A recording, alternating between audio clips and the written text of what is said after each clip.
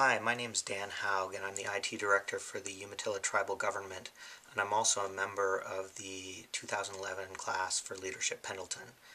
Unfortunately, I'm not able to be there tonight for the opening session and the icebreakers and the team building, and I'm really disappointed about that. I planned a vacation with my wife about 4 months ago, and we'll be back in town not until Thursday night. However, I wanted you all to know that I'm committed to the program. I'm going to be there at every session after this, and I wanted to participate in some way, so I thought I'd make a little video and answer the questions that Brenda emailed to all of us, so that even if I can't get a chance to get to know all of you, you can have some idea about who I am. I realize that that's not as good as me knowing you, but I do my best. So, the first question is, who are you? And I think my personal identity is tied up very strongly in my faith and my family, both the family that I grew up in with my mom and dad, and the family that my wife and kids that I have now. I've been married 20 years. I have 5 kids, and everything I do revolves around that, and that's a core, and that's been a consistent all my life. My identity outside of my faith and my family can change to some degree. I've been a student, I've been an athlete, I've been a musician, I've been a IT guy, I've been a geographer, I've been a research scientist, I design software. All those things, I've been a coach. All those things come and go and change, and those are important things to me, but they're not core as to who I am. And participating in this will be part of who I am as well. So what's my passion? Well, actually the next 2 questions are what's my passion and what gives me fulfillment. And I see those as very similar questions. I'll start off by telling you a quick story about a job I had 15 or 20 years ago where I was working doing IT work, computer mapping work for a forestry program. And I had 3 computers I worked on, and I came in and I would set up systems for the foresters to use to go out and do their work. And one day in the morning I'd come in and I was on my computer, and somebody came in and sat down on one of the other computers, and somebody came in and sat down on the third computer, and then another guy came in and said, "Hey, I need to prepare some stuff for my fieldwork. Can I use your computer?" And I was like, "Sure, I got it." And I looked around, and all 3 of these guys were using tools that I'd built for them, software tools that I'd built for them to make their lives easier. And it had become part of their daily routine where they had to use these tools to prepare to go out in the field and then come back and enter their data in the systems. And I was so excited about the fact that something I had done was having a real positive impact on their lives. And I found that that's been a theme across my life, that whether it's at work, in my personal life, in public life, in coaching or working with kids, I love to see positive outcomes. And by that I don't necessarily mean winning or succeeding always, but seeing how people's lives are changed for the better by things that I've done. And I get really excited about things. And I've actually left a couple jobs in the past where I didn't have that fulfillment of seeing my work come to fruition. I believe in those jobs. I did good work and I produced good products, but nobody used them. And I found it increasingly difficult to get motivated to go to work and to actually put effort into it when I didn't see those outcomes. And I think that passion is actually one of the things that makes me good at the job I do for the tribes now. I love to see results. So what makes me happy?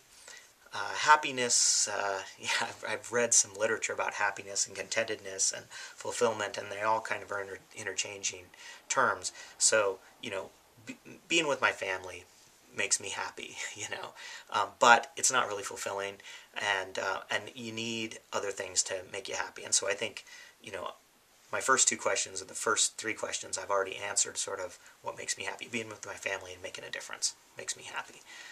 I love playing music too. That also makes me happy. I love playing sports.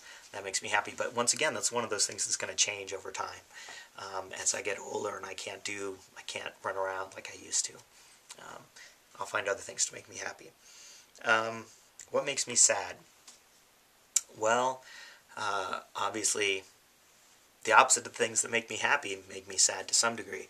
But the one thing I kind of want to talk about that makes me sad is and this really frustrates me at work and often makes me really unhappy, is when I'm working with a group of people to try to accomplish something, and we fail not because we had a lack of resources or lack of ability or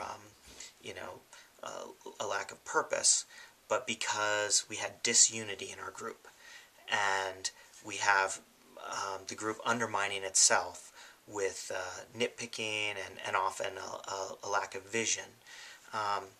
And I find that really frustrating and really depressing, and it's one of those things that just gets to me right here, and I have trouble letting go of that. So if there's something that makes me unhappy, I kind of want to say it's disunity that creates failure. So what's one thing about me that I want you all to know? One of the things that I think is most important in interactions with other people is honesty and trustworthiness. And I try very hard to be honest and trustworthy and to fulfill my responsibilities, which is a little ironic considering I'm making a video because I'm not showing up for this session. However, I want you all to know that if I screw up, if I let you down in any way, if I disappoint you, if I do something that makes you angry or you feel like I failed the group, that I am honestly trying to do the right thing. And I want you to feel like you can come and talk to me about it if I've let you down. And I think that that's probably more valuable in building our relationship than anything else I can tell you about myself. The last question is, what's my favorite saying? And the truth is that I'm not a big saying guy, and I have trouble identifying any sayings that I use on a regular basis. And my kids may tell you that I use sayings occasionally or that they're sick of, but I can't think of any, and I don't rely on sayings a lot. So I didn't go out and do research to find a saying that I really liked. I figured it was more honest to tell you that I'm not a big saying guy. So I look forward to hearing what all of your sayings are. I'm sure they'll be great. But I've failed and let you down, but I've been honest about it.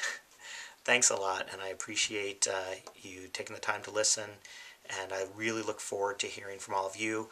I'm hoping that maybe somebody will videotape your responses to these questions so that I can take a look at them later, because I feel like I'm really missing out and getting to know you. So, thanks a lot. I look forward to meeting you next week.